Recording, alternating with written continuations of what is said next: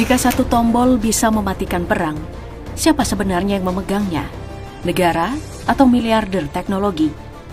Di saat roket melesat dan orbit bumi dipenuhi ribuan satelit, Iran justru menyita Starlink, simbol kebebasan internet versi barat. Ironisnya, jaringan yang disebut sipil kini menentukan hidup mati pasukan di medan tempur. Rusia membaca ini sebagai peringatan keras. Saat senjata konvensional menemui batas, sinyal dan satelit menjadi senjata baru. Dari sinilah Rasphet Hammer diluncurkan, lebih 300 satelit untuk menantang dominasi Elon Musk. Tunggu sampai kita bongkar ironi terbesarnya ketika perang tanpa suara justru paling menentukan masa depan kekuasaan global. Inilah respon strategis Rusia akhiri dominasi Starlink Elon Musk. Sejak invasi Rusia pada Februari 2022, jaringan satelit Starlink milik Elon Musk telah menjadi salah satu elemen kunci dalam perang modern di Ukraina. Diawali atas permintaan resmi pemerintah Ukraina, Starlink dengan cepat diaktifkan untuk menyediakan konektivitas internet yang stabil di tengah kerusakan infrastruktur komunikasi akibat serangan Rusia, bawa ribuan terminal kecil yang bisa dipasang di medan perang dan wilayah sipil terpencil.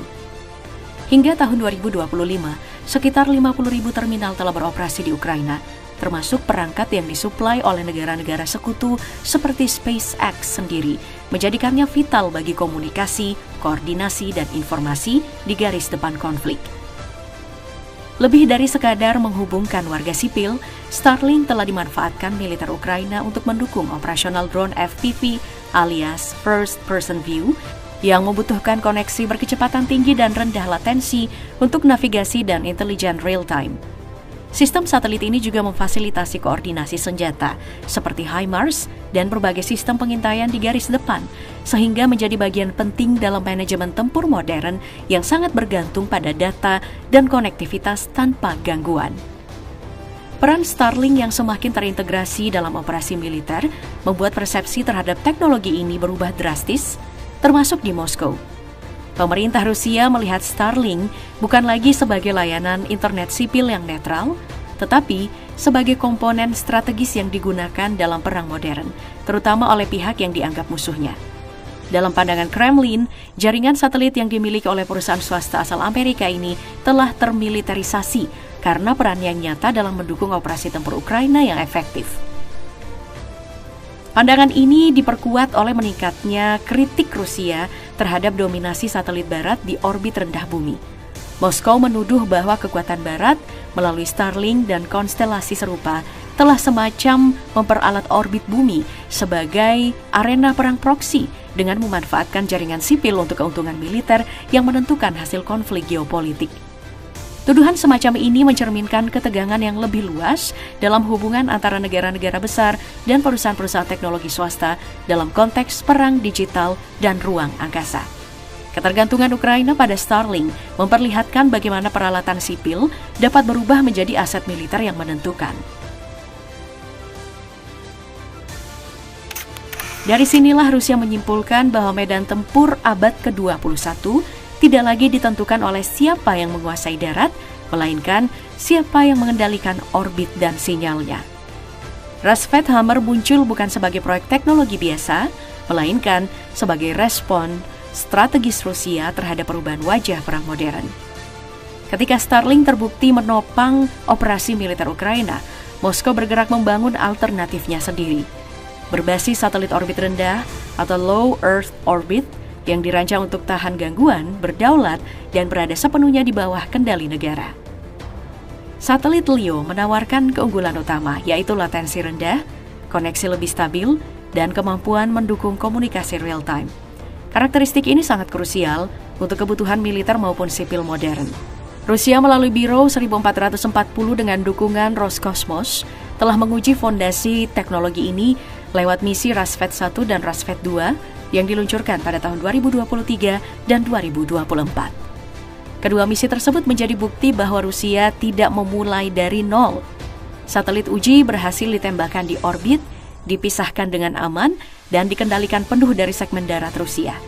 Beberapa sistem komunikasi eksperimental, termasuk integrasi jaringan non-terestrial dengan standar 5G telah diuji, meski detail teknisnya tidak sepenuhnya dipublikasikan. Nah, yang terpenting, Rusia kini memiliki prototipe aktif di orbit, bukan sekadar konsep di atas kertas.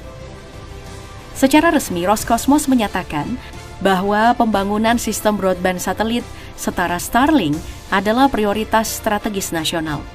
Meski angka pasti konstelasi penuh belum diumumkan secara transparan, dokumen perencanaan negara menunjukkan ambisi jangka panjang. Ratusan satelit hingga akhir dekade ini dengan potensi ekspansi menuju hampir 1.000 unit di tahun-tahun berikutnya. Pendanaan negara telah dialokasikan untuk puluhan satelit tahap awal, menandakan bahwa Roskosmos dirancang sebagai proyek bertahap, dimulai dari validasi teknologi, lalu diperluas menjadi jaringan operasional berskala nasional. Bagi militer, sistem ini menjanjikan jalur komunikasi yang aman, terenskripsi dan tidak dapat dimatikan oleh pihak asing. Bagi warga sipil, ia dipromosikan sebagai solusi kesenjangan digital akses broadband di wilayah tambang, ladang energi, jalur logistik, dan pemukiman terpencil. Inilah aspek dual use Roskosmos, satu jaringan dan dua fungsi strategis. Lebih dari soal kecepatan internet, Roskosmos adalah tentang kedaulatan digital. Rusia ingin memastikan bahwa tidak ada aktor luar, negara asing maupun perusahaan swasta global yang bisa memutus konektivitas nasionalnya di saat krisis. Pengalaman melihat peran Starlink di Ukraina menjadi katalis utama. Ketergantungan pada sistem asing kini dipandang sebagai resiko strategis. Narasi Rusia tidak berhenti di dalam negeri. Pejabat dan legislator Moskow secara terbuka menyebut bahwa Roskosmos kelak dapat ditawarkan ke negara-negara mitra Global South. Dalam dunia yang khawatir pada sanksi, kontrol sepihak, dan dominasi teknologi Barat, Rusia memposisikan proyek ini sebagai alternatif multipolar.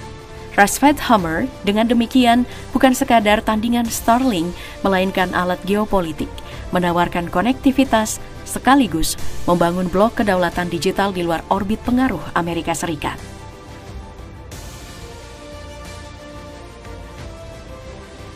Namun membangun satelit saja tidaklah cukup, karena di balik orbit yang padat, perang sebenarnya berlangsung senyap di frekuensi, sinyal, dan gangguan elektronik.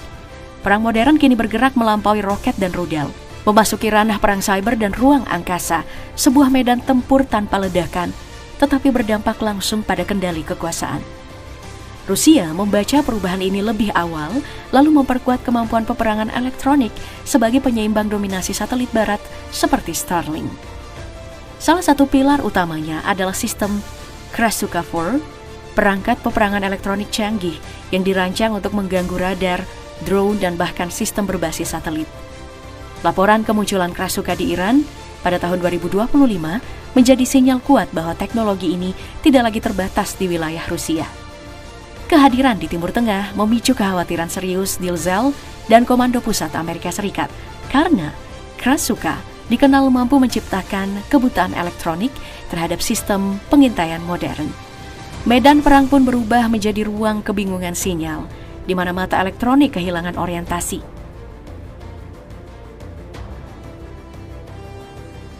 Di level yang lebih spesifik, Rusia mengembangkan Kalinka, sistem jammer yang secara khusus menargetkan terminal Starlink di darat. Kalinka tidak menghancurkan satelitnya, tetapi mendeteksi, melacak, lalu mengganggu sinyal Ku dan Ka-band yang dipancarkan perangkat pengguna. Dalam konteks Ukraina, teknologi ini ditujukan untuk memutus kendali drone dan komunikasi unit tempur. Di Iran, pola serupa diduga digunakan, yakni Starlink dibiarkan aktif sementara internet nasional diblokir. Lalu pengguna Starlink diidentifikasi sebelum sinyalnya dilumpuhkan. Hasilnya efektif, kendali negara pulih sementara jalur komunikasi alternatif barat terputus. Kerjasama Iran-Rusia di ranah perang elektronik menunjukkan bagaimana teknologi anti-satelit kini diuji dalam konflik nyata, bukan lagi simulasi. Iran berperan sebagai laboratorium geopolitik tempat Rusia menguji efektivitas sistemnya terhadap jaringan paling canggih milik Barat. Bagi Moskow, keberhasilan ini memperkuat keyakinan bahwa dominasi Starlink bisa ditahan, bahkan dilumpuhkan, tanpa harus menembak satupun senjata ke orbit. Dinamika konflik tanpa suara di frekuensi dan spektrum itu menunjukkan satu hal. Orbit bumi kini telah bertransformasi menjadi arena geopolitik baru, di mana dominasi satelit menentukan kekuatan global. Orbit bumi yang dulunya hanya dipandang sebagai jalur teknis peluncuran satelit, kini berubah menjadi medan strategis yang tak terelakkan. Dengan lebih dari 14.000 satelit aktif yang mengelilingi planet kita, khususnya di orbit rendah bumi, negara-negara dan perusahaan besar bersaing untuk mendapatkan kontrol spektrum, slot orbit, dan kapabilitas komunikasi global.